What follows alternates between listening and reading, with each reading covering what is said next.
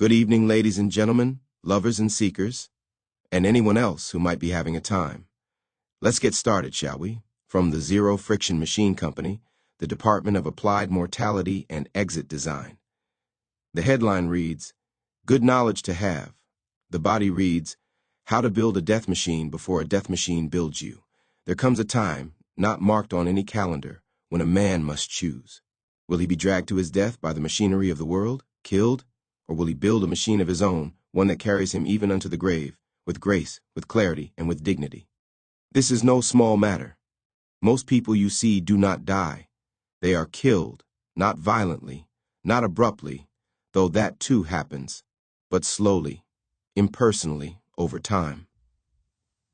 They are worn down, used up, distracted, sedated, and finally discarded by the machine that raised them.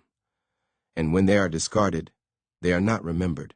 They are not even mourned, for there is no trace of intention in their death, only expiration. And so, I say to you, better to build your own death machine than to be built by one. But what does that mean? It begins with a certain reversal, for in the usual view, death is the enemy, and life is the battlefield. We scramble, we plan, we strive to survive. And yet, survival is not the point. Mere survival is the currency of animals. It is not human to merely live. It is human to know that we die, and to ask what must be done in light of that knowledge. This is the oldest and most dangerous knowledge of all, that we are terminal creatures. Most flee from it. They hide in novelty, in entertainment, in work, in religion, in politics, in noise. They do not want to build a death machine. They want to forget that they are on a conveyor belt. And that forgetting, that is how the other machine, the one that kills them, gets built. Because that machine is built by default. It is built from habits you did not choose, from rules you did not write, from speech you do not understand, from desires that were fed to you, from fears that were planted in you, from a vision of life that was optimized not for truth, but for productivity and compliance. You may think you are building a life, but if you do not attend carefully, if you do not build a death machine of your own, then you are simply letting them build one for you. And that machine, when it finishes its work, will leave you hollow and bewildered, asking, what was that all for? So I say again, learn how to build a death machine before one builds you. Let us now be precise. What is a death machine? It is not an engine of violence, nor a tool of war, nor an instrument of murder. Not here, not in our terms. The death machine I speak of is an internal construction, a system of thought, practice, and alignment that prepares a person to meet the end, not as a stranger, but as a friend. To walk toward death, not in fear, but with a clear face and a settled soul. To carry into the grave not just a body, but a shape, a life that meant something because it was lived with awareness of its finitude. The death machine is not designed to kill you. It is designed to ensure that when death does come, it finds you ready. To build such a machine requires materials, not metal and wire, but memory, meaning, silence, and structure. It requires a framework of reflection, a code of living, a daily practice of dying a little, in your pride, in your noise, in your attachment. It means you must stop running from death and begin conversing with it. As the Stoics did, as the mystics did, as every honest philosopher must. It is the art of dying well. And make no mistake, this is not a morbid affair. To learn how to die is to learn how to live. The one who has accepted his death has nothing to lose, and the one who has nothing to lose is the only one who can be truly kind, truly brave, truly free. But let us not be too poetic. Let us get practical. To build your death machine, first, clear the workspace. Remove the clutter of unnecessary ambitions. Strip away the borrowed values, the false identities, the projections of others.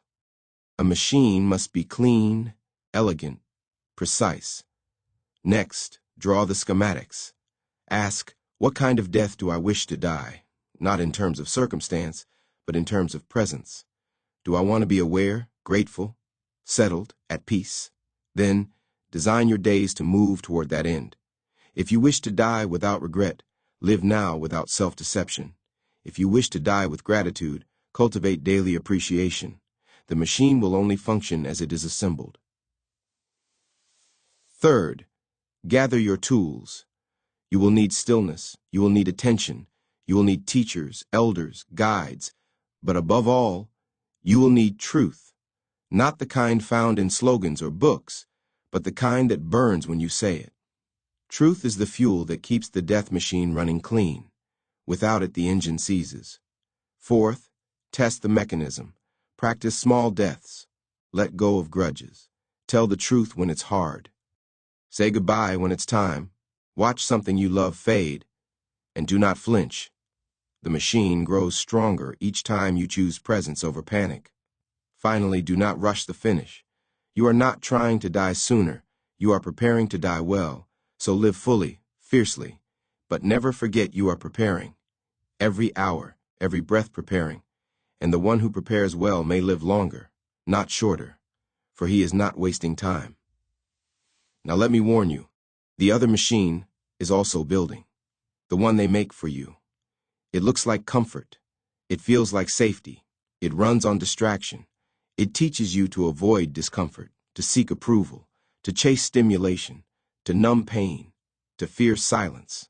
It whispers you have time. It lies you can be anything. It flatters you're already fine, and by the time you realize it's a death machine, it's already dragging you. But your machine is different. Your machine is chosen. It is built with sorrow and song, with honesty and humor. It is powered by the strange arithmetic of discipline and delight.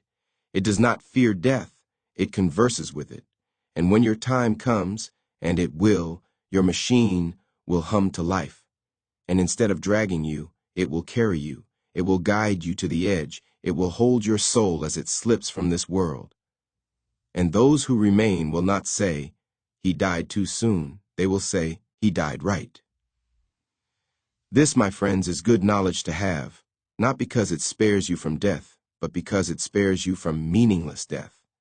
It lets you build something that cannot be taken from you, a shape, a structure, a sound, a signature in the dirt that says, this one did not die by accident. He built his death machine. And it worked.